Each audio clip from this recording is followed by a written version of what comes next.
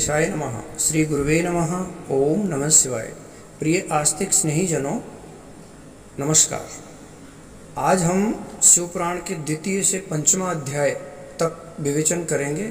इसमें हमारा जीवन शिवपुराण से कैसे प्रभावित होता है, हमारे सनातन धर्म में नारी को एक शक्ति के रूप में पूजा जाता है, वह किस प्रकार परिवार, समाज व धर्म को बचाती है, यह हम आज की कथा से जानेंगे। तो आइए सुनते हैं।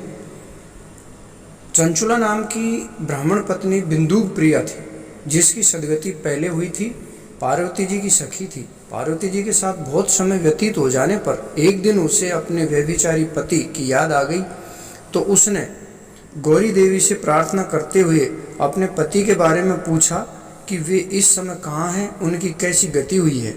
कल्याणदायी दीन वत्सले, मैं अपने पति देव से जिस प्रकार संयुक्त हो सकूं वैसा ही उपाय कीजिए। तो माहेश्वरी महादेवी, मेरे पति एक शूद्र जाति वैश्या के प्रति आसक्त थे और पाप में डूबे हुए रहते थे। उनकी मृत्यु मुझसे पहले ही हो गई। न जाने वे किस गति को प्राप्त हुए, मुझे पता नहीं। गिरजा बोली, वह महामूढ़ मरने के बाद नरक में पड़ा। अगणित वर्षों तक नरक में नाना प्रकार के दुख भोगकर वह पापात्मा अपने शेष पापों को भोगने के लिए विंध्याचल पर्वत पर पिशाच हुआ है। वह वायु पीकर सदा सब प्रकार के कष्ट सहता है।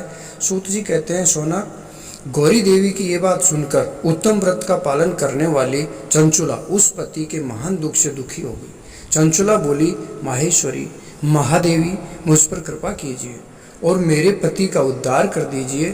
पार्वती जी ने कहा, तुम्हारा पति यदि शिव पुराण की सुखमयी उत्तम कथा सुने तो सारी दुर्गति को पार करके वह उत्तम गति को पा सकता है।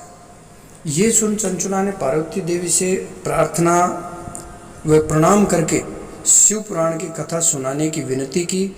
उन भक्त वत्सला माहेश्वरी गिरजा कुमारी ने भगवान शिव की उत्तम कीर्ति का गान करने वाले गंधर्वराज तुम्बरु को बुलाकर उस महाघोर और भयंकर पिशाच को विंध्य पर्वत पर जाकर शिव कथा सुनाने के लिए बोला।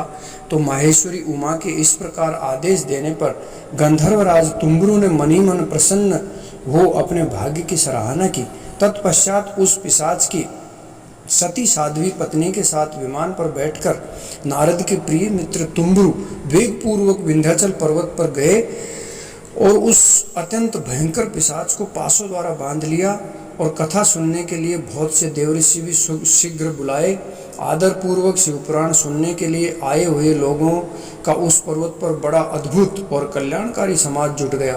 तुम्बरु ने हाथ में वीणा लेकर गौरीपति की कथा विद्येश्वर संहिता से लेकर 7वीं वायु संहिता तक महात्म्य सहित शिवपुराण की कथा का पान कराया। कथा के प्रभाव से पैशाचिक शरीर को त्याग करके वे त्रिनेत्रधारी चंद्रशेखर रूप हो आकाश में गया। सभी श्रोता परम कृतार्थ हो प्रेम पूर्वक श्री शिव का यशोगान करते हुए अपने अपने धाम को चले गए। दिव्य रूपधारी श्रीमान बिंदु सुंदर विमान पर अपनी प्रियतमा के साथ बैठकर शिवधाम जा पहुंचा। भगवान महेश्वर व उमा ने प्रसन्नता पूर्वक बड़ा सत्कार किया और अपना पार्षद बना लिया। उस घनीभूत ज्योति स्वरूप परमानंदमय सनातन धाम में अविचल निवास कर वे दोनों दंपति परम सुखी हो गए। तो दोस्तों, एक पतिपरायण स्त्री के लिए कुछ भी दुर्लभ नहीं है, सब कुछ सुलभ है। समाज में, परिवार में पुरुष गलत हो जाता है, ऐसा नहीं होना चाहिए, लेकिन विधिवश अगर दुराचारी हो जाता है तो नारी में वो सामर्थ्य है कि सब कुछ बदल सकती है। नारी शक्ति के आगे ईश्वर को झुकना पड़ता है। तो बंधुओं, हमें समाज को विकसित देखना है तो हमें सदाचरण करना होगा। उसी के साथ माता बहनें अपने धर्म पालन करते हुए समाज में व्याप्त बुराइयों को समूल नष्ट करने की शक्ति रखती है। शिव पुराण की ये कथाएं हमारा जीवन, समाज बदलने की प्रेरणा देती है। तो देखते सुनते रहिए, लाइक व शेयर करें। भगवान महेश्वर का आशीर्वाद प्राप्त करने के लिए कमेंट बॉक्स में ओम नमः शिवाय जरूर लिखें। शिवोहम।